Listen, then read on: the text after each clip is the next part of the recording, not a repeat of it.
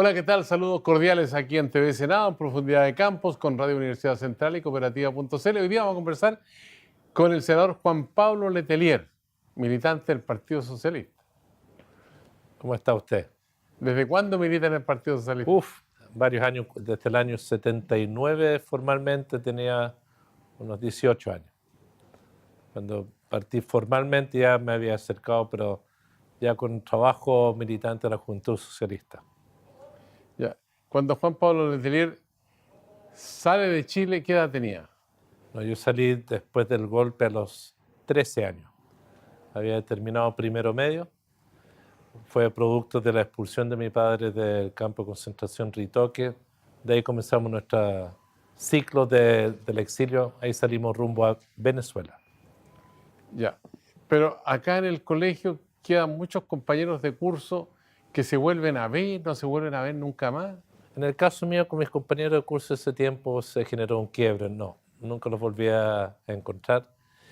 Parte de la educación básica yo también la había hecho en el exterior cuando mi padre era embajador en Estados Unidos.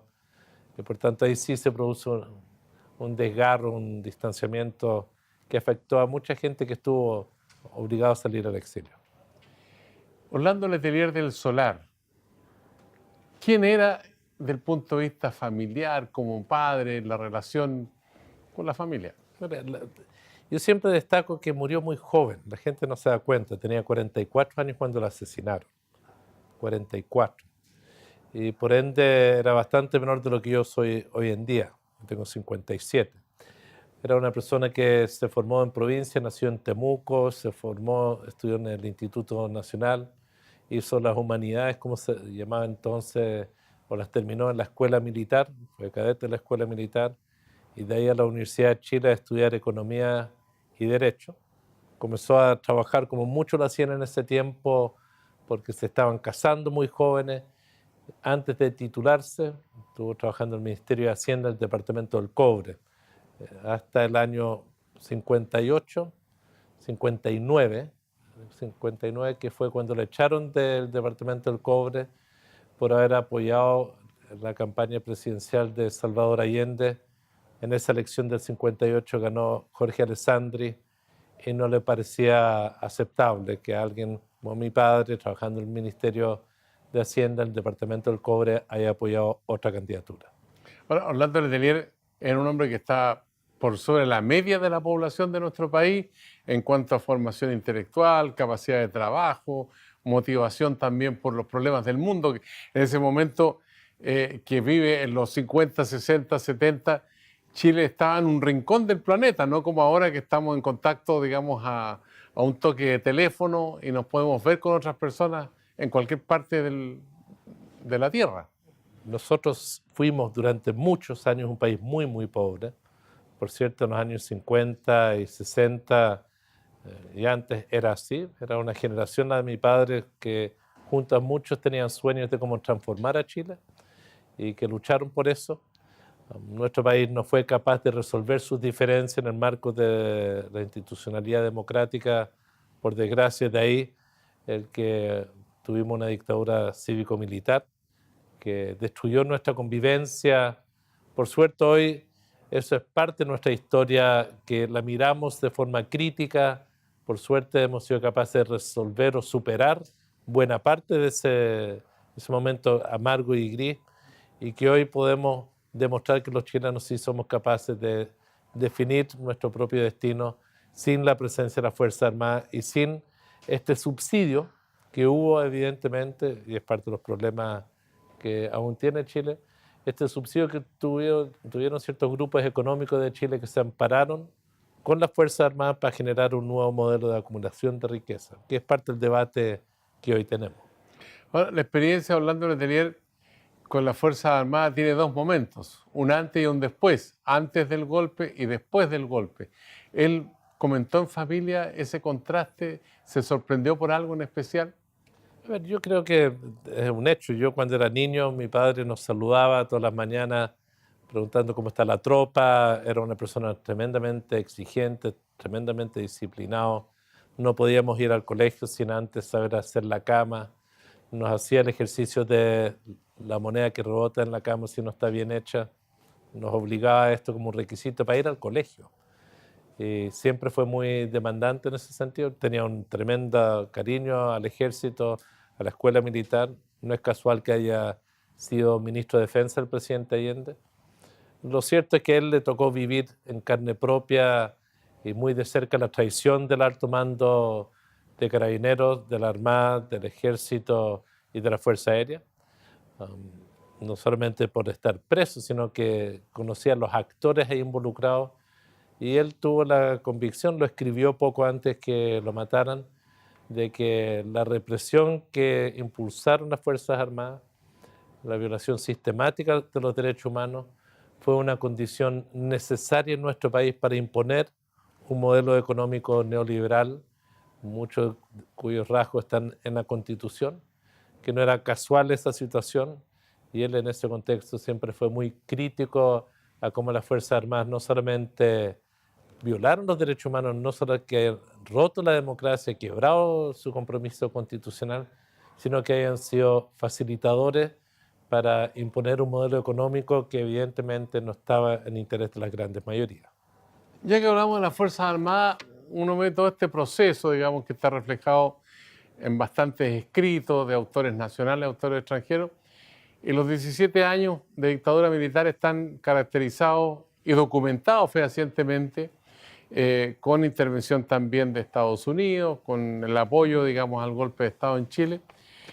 Pero por otra parte existe el fenómeno que usted menciona en relación a la propiedad de medios de producción que pasan durante la dictadura desde el Estado a manos privadas. Incluso hay un libro que escribió María Olivia Monque que se llama El saqueo de las empresas del Estado. Ese fenómeno cambió totalmente la estructura de la economía chilena. Yo diría que cambió la estructura de los grupos de poder en la sociedad chilena, sin duda. Creo que la economía chilena cambió también por otros factores de carácter internacional, pero es evidente que ese saqueo de lo que escribió María Olivia Monque y de cómo se vendieron a vil precio los bienes del Estado, empresas en manos de la Corfo y muchos otros, con apoyo o facilitado por las Fuerzas Armadas, generó las bases de nuevos grupos económicos en nuestro país. ¿Qué duda cabe? Es cosa de ver Soquimich, por dar solamente un ejemplo. Hay muchos otros que pasó con las empresas eléctricas, las empresas de teléfono, de cómo grupos nacionales que después las vendieron a otras transnacionales hicieron grandes fortunas. Sin duda, ahí en una parte de la historia no escrita es como las Fuerzas Armadas fueron cómplices, con el apoyo de otros, en configurar los nuevos grupos de poder en nuestra sociedad. Ahora, tenemos unas Fuerzas Armadas de antes del golpe, otras Fuerzas Armadas que cambian de personalidad durante los 17 años, pero después lentamente empieza la transición a la democracia con Pinochet presente, comandante en jefe del ejército, miembro del Senado de la República, ¿no? Bueno, pero ahí comienza también a haber un lento cambio después que Pinochet deja de ser comandante en jefe, y se habla mucho que la oficialidad de las Fuerzas Armadas adquieren otra dimensión, comienzan a ser profesionales, ingenieros, abogados, especializados aquí, afuera, con posgrado y todo eso. Pero sin embargo, hoy día nos encontramos con otros capítulos que nadie pensaba que podían ocurrir, digamos. El Milico Gate, por ejemplo, es un capítulo que ocurre ya bastante avanzada la democracia. O los últimos escándalos que ha habido en el ejército por los sobreprecios en los pasajes, la forma como se reembolsaban esos dineros. ¿Cuál es la lectura que se hace desde el mundo político, desde el Congreso, de esa realidad que nos toca vivir hoy día? A ver, yo creo que tal como la sociedad chilena tuvo acceso a la educación superior, la preparación, la profesionalización, también ocurrió en las Fuerzas Armadas. Eso es un dato positivo.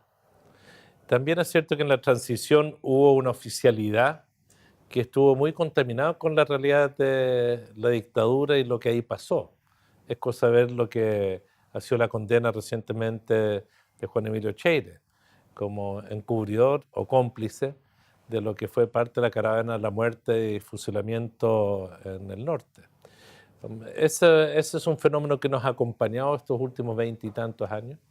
Diría que con el cambio del alto mando que se produce ahora, donde se produce un tremendo cambio de los integrantes del alto mando, se abre la puerta para una generación de generales que nada tuvieron que ver con responsabilidades de suboficiales, oficiales, post 73. Yo creo que hay un fenómeno nuevo ahí que vale la pena conversarlo. Pero eso se junta con otro tema, que es las prácticas que han habido en todas las ramas. Es cosa de recordar, la Fuerza Aérea tuvo sus capítulos de corrupción, de importación de ratán. Fue un debate muy fuerte. Los muebles de ratán. Los muebles de ratán.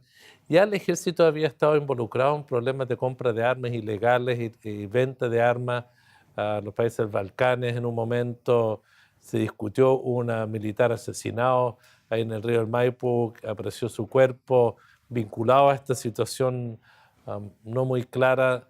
En este tiempo hemos visto los otros capítulos de acciones de corrupción por pasajes aéreos u otras acciones. Esto también pasó en otras ramas. Yo creo que hoy lo que les duele, yo diría, a la sociedad es que instituciones que están llamadas a cumplir una función pública desvíen recursos de todos los chilenos para fines absolutamente inaceptables. Yo espero que con la experiencia y transparencia que va adquiriendo la sociedad chilena y que es más demandante, logremos con este nuevo mando de las Fuerzas Armadas, en particular del Ejército, otro debate, otro diálogo.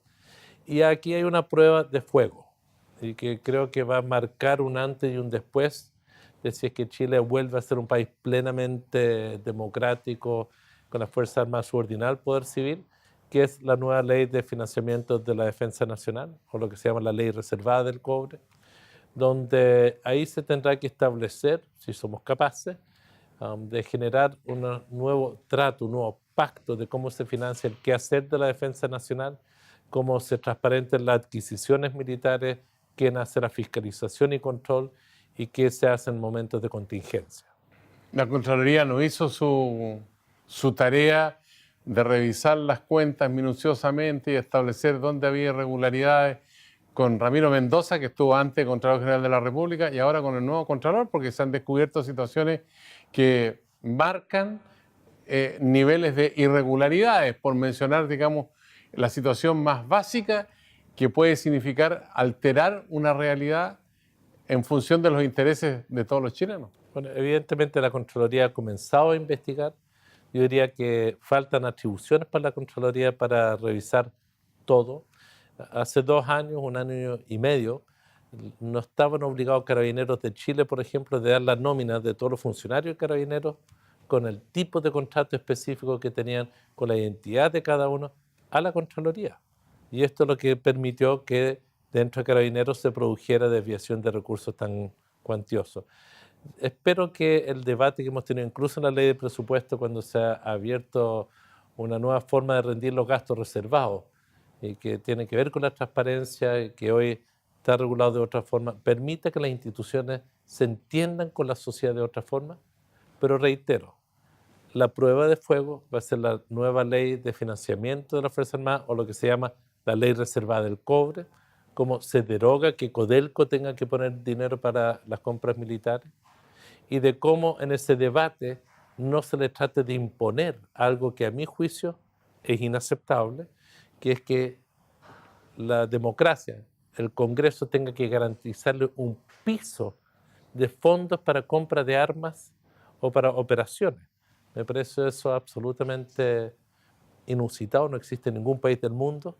Aquí en nuestro país, por la desconfianza que tienen las Fuerzas Armadas y sectores de la derecha respecto a la democracia, quieren promover una ley, y eso ha sido el debate con el gobierno del presidente Piñera, con su ministro de Defensa, que quieren una ley de financiamiento de la defensa nacional garantizando pisos para compra de armas, lo cual me parece realmente extemporáneo y que no existe en ningún país del mundo. En todos los países del mundo, el gasto militar, independiente de su magnitud, es transparente, se discute de cara a la sociedad y es el Congreso en representación de la soberanía nacional que tiene que aprobar cuál es el esfuerzo que el país hace en materia de defensa nacional, en materia de mantención de los equipamientos o sistemas de armas y de preparación de soldados o pilotos, lo que corresponda para cumplir el despliegue de la fuerza estratégica de un país. Este debate lo tenemos que hacer de cara al país. Ahora, en ese debate seguramente va a estar presente la opinión del profesor Esquella, con quien conversé, Premio Nacional de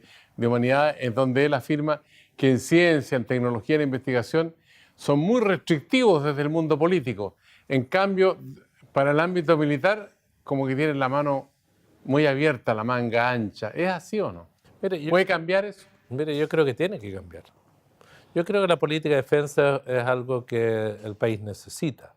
Yo creo que sería incorrecto decir que Chile no tiene desafíos de seguridad que van más allá de nuestra frontera. Quiero solo dar el ejemplo del control marítimo que tenemos frente a nuestras costas, que es parte de la riqueza de Chile, que es muy importante.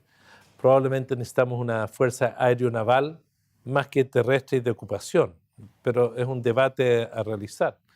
Pero no cabe duda que dentro de las prioridades, en lo que es ciencia e investigación, en lo que es cultura, es bastante dramático cómo ratoneamos en la sociedad chilena con los recursos para esto que nos hace crecer como sociedad por sobre cualquier otro medio. La cultura, la ciencia, la tecnología, la innovación es lo que le permite a una economía como la chilena, una sociedad como la chilena, una comunidad como la chilena, a desarrollarse en todas sus dimensiones, no solo la económica, sino la social y cultural, que es tan fundamental.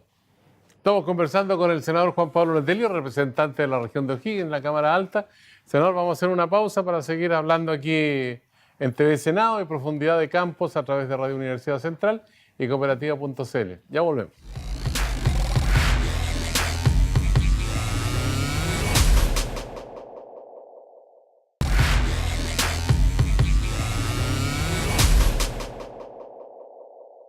Ya estamos de vuelta aquí en TV Senado, Profundidad de Campos, para seguir conversando con el senador Juan Pablo Letelier. Senador, usted representa la región de O'Higgins, donde hay una fracción muy importante de territorio y un mundo campesino que es tremendamente potente y que, bueno, la situación meteorológica no los ha acompañado, especialmente en las últimas semanas, con destrucción de sembradíos, con un efecto cuya dimensión también del punto de vista humano va a tener repercusión, por ejemplo, para el trabajo para los temporeros. Mira, no cabe duda que el cambio climático es algo que nos impacta.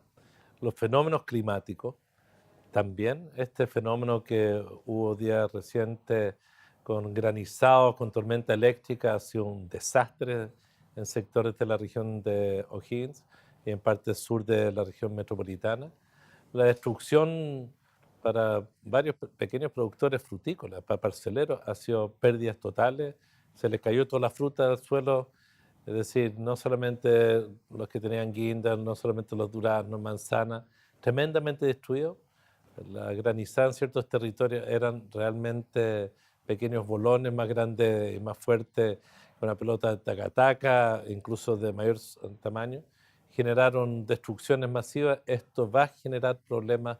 Le hemos pedido al ministro de Agricultura que declare zonas de emergencia agrícola, lo que es la región de O'Higgins o la parte de ella afectada. Vamos a también tener un dramático problema en empleo porque va a haber pérdida de empleo, ya se produjeron pérdidas de empleo de miles de empleos. Esto va a generar muchas dificultades para parte de nuestro país y por lo cual probablemente necesitamos, con estos cambios climáticos, comenzar a generar fondos de contingencia de cambio climático para un proceso fundamental que es la producción de alimentos en nuestro país, que en esta ocasión va a ser muy fuerte para la región de O'Higgins. Esto ya no es un tema de una sequía, esto es un episodio que en menos de 10 horas destruye un año agrícola para muchos pequeños productores, también para algunos grandes, pero ellos tienen más espalda para salvarse. ¿Qué pasa con los trabajadores, con las temporeras y temporeros? ¿Qué pasa con aquel pequeño productor que perdió todo su trabajo en menos de 10 horas? Ahora, el presupuesto de la Nación, que se anunció como bastante restrictivo, de alguna manera da espacio para ir en auxilio de estos pequeños y medianos productores. Yo creo que es un desafío que tiene que enfrentar el gobierno. Nosotros hemos sido críticos de esta austeridad excesiva que está en la ley de presupuesto. El gobierno dice que es un presupuesto que crece 3,2%, dicen que la economía está creciendo más que eso, Nosotros creemos que el presupuesto en términos reales es de menos de 2,4% su crecimiento, es decir, creemos que crece muy poco para la importancia que debe tener el Estado en la economía con el crecimiento económico que estamos teniendo. Esperemos que en este tipo de situación el gobierno esté atento, necesita hacer esfuerzos especiales porque aquí este episodio va a ser dramático. Las consecuencias, no solo para el afectado directamente, sino para quienes dependen de la actividad laboral, que están buscando trabajo en este tiempo, en los próximos meses, no va a haber cosecha de guinda, hay una pérdida dramática, no va a haber cosecha muchos de los carozos, va a ser un inicio de temporada muy crítica en algunos territorios. Quiero decir, yo creo que todavía no se dimensiona y el presupuesto no tiene contemplado este tipo de episodios. El gobierno va a tener que buscar alguna fórmula para ayudar a lo menos a los pequeños y pensar en los trabajadores, cómo van a enfrentar este año. No olvidemos que el trabajador de temporada viven, disculpe la forma de decirlo, como ardillas. Como ardillas son recolectores de recursos en la temporada y pasan el invierno con lo que ganan durante la temporada.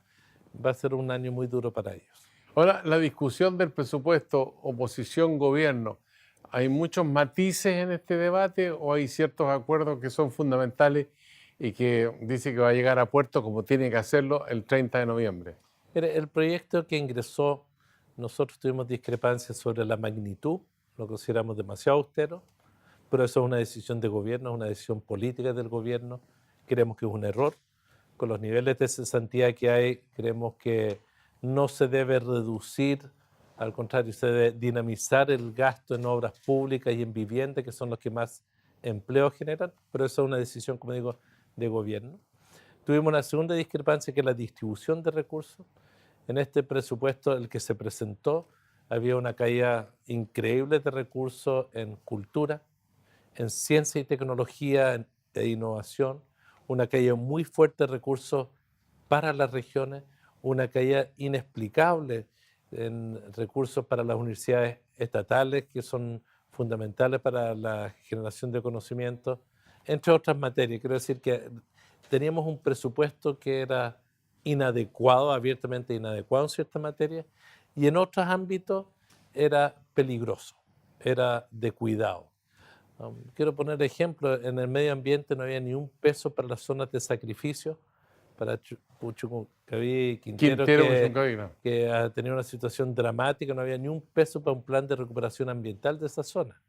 O no habían los recursos necesarios para el SAG, para el Servicio Agrícola y Ganadero, para evitar las plagas que son fundamentales, su prevención para un país que es un país exportador y tiene que controlar su patrimonio fitosanitario. Pero independiente de esas cosas, en los temas sociales, logramos en la comisión mixta construir un debate no fácil, logramos reasignar, diría por primera vez, más de 96.000 millones de pesos del presupuesto para los temas de cultura, de educación superior, de regiones, de ciencia y tecnología, muy importante. Logramos también poner un tema que nos preocupa a varios, que es el tema de droga y rehabilitación, que sentimos que el país está ahí, muy en deuda con las políticas de rehabilitación. Logramos en esta reasignación que cerca de 70.000 millones de los pesos vayan a regiones, incluyendo temas regionales no solamente del gobierno regional, del FNDR, sino también para políticas de transporte y subsidios de transporte, que son muy importantes, un fondo de innovación complementaria y de ciencia para la región.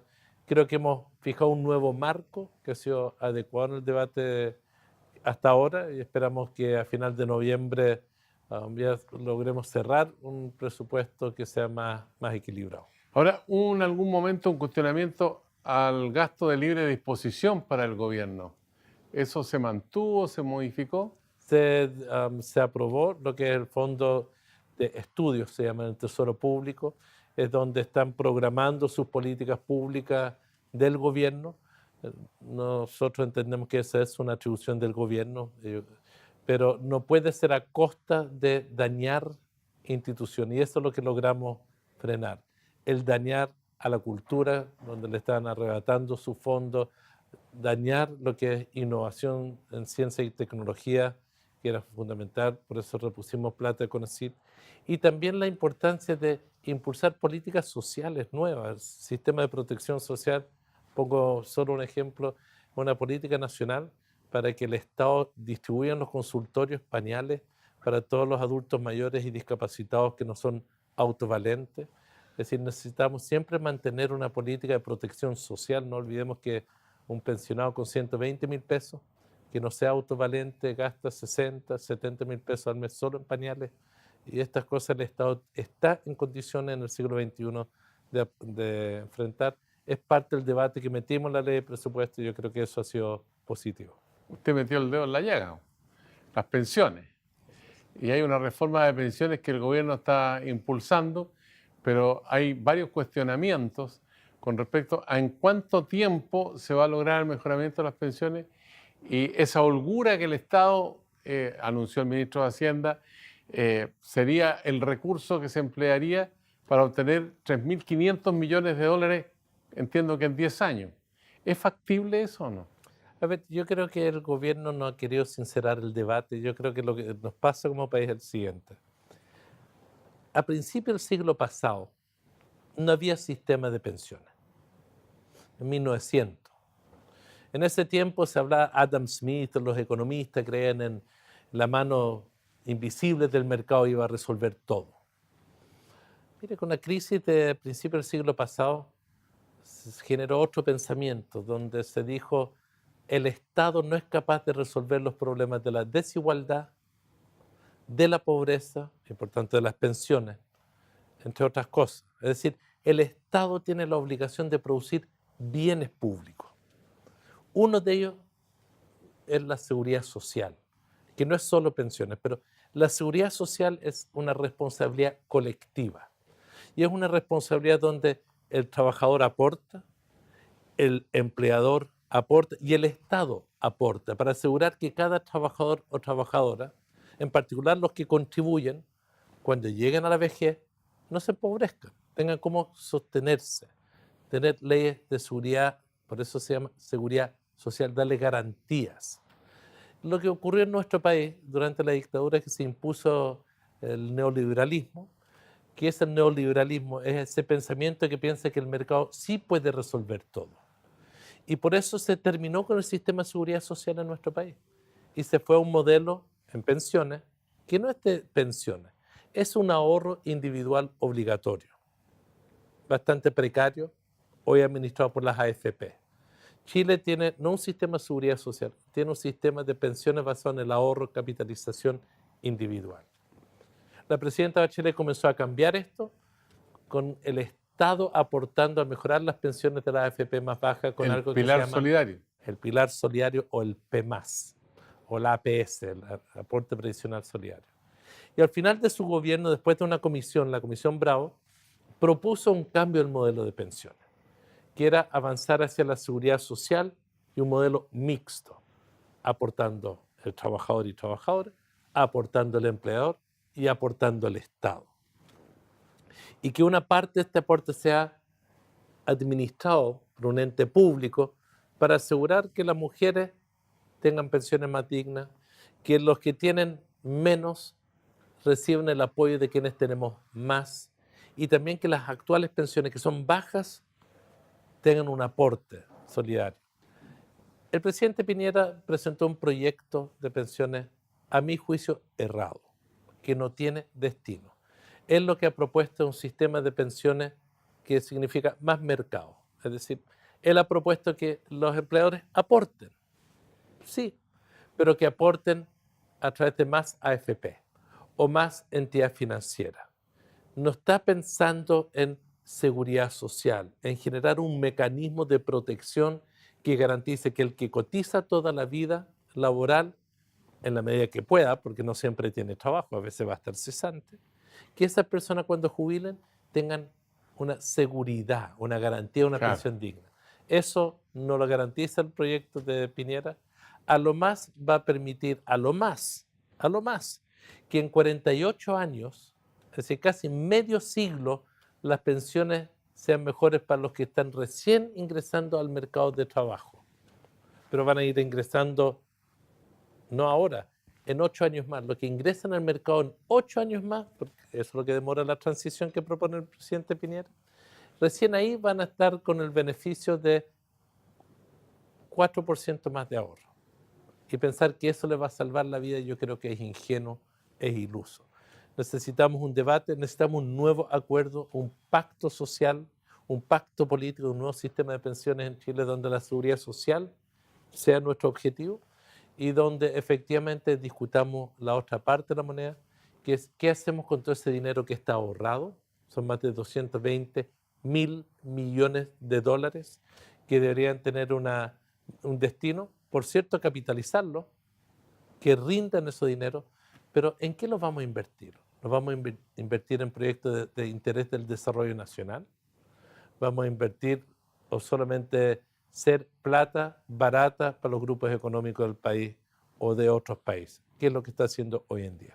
Ahora, senador Juan Pablo Letelier, usted forma parte del bloque de la oposición en el Congreso, pero aquí les puede caer la teja a ustedes, en el sentido de que no están haciendo patria, no están beneficiando a la gente más pobre, a los jubilados, por eso se oponen a la reforma que el gobierno está impulsando. Bueno, la situación es que el actual proyecto del gobierno no garantiza mejores pensiones para los actuales pensionados y jubilados. Es un requisito que nosotros hemos establecido como lo primero que tiene que garantizar esta reforma. Lo segundo, no puede ser para enriquecer y seguir entregando esto al mercado financiero. Necesitamos que tenga seguridad social, que exista solidaridad hacia las mujeres, hacia las personas que menos ingresos tienen. Es básico. Y también necesitamos que sea sustentable en el tiempo financieramente. Y también tenemos una crítica al presidente Piñera en su proyecto en esa materia. Yo espero y yo confío que la oposición, tal como ha logrado decir cuando se discutió el sueldo mínimo, que estaban equivocados, o tal cuando se comenzó a discutir la ley de presupuestos, que está cometiendo un error el gobierno, se lograron rectificar parcialmente estos temas, logremos en esta materia tener una posición única que permita asegurar un acuerdo de un sistema de pensiones sustentable, que en un plazo más breve produzca resultados, que efectivamente tenga reasignaciones de beneficios, es decir, solidaridad hacia las mujeres, hacia los actuales pensionados y hacia quienes tienen mayor dificultad por sueldos más bajos, tener un apoyo efectivo de tener garantizada una pensión justa. Recordemos lo siguiente, Sergio, el sistema de AFP hoy, el 70% de las pensiones son menos del sueldo mínimo y el 42% de las pensiones que genera el actual sistema están debajo de la línea de pobreza. Por tanto, tenemos un problema. El sistema de AFP está en crisis de legitimidad, absoluta crisis de legitimidad. No nos pidan que tratemos de lavarle la cara a un sistema que ya fracasó y esa es nuestra petición al gobierno. Construyamos un acuerdo nacional en esta materia que perdure los próximos 50, 60 o 70 años. Senador Juan Pablo Letelier, aquí en TV Senado, Profundidad de Campos. Bueno, hay mucho más para conversar. Esperamos que antes que termine el año legislativo, que termina a fines de enero, podamos volver a dialogar, senador. Le agradecemos la gentileza de este diálogo. Muchas gracias a ti. A usted también, que sigue estas conversaciones, Profundidad de Campos, aquí en TV Senado. Esperamos encontrarnos muy pronto a través de Radio Universidad Central y Cooperativa.cl. Será hasta la vista.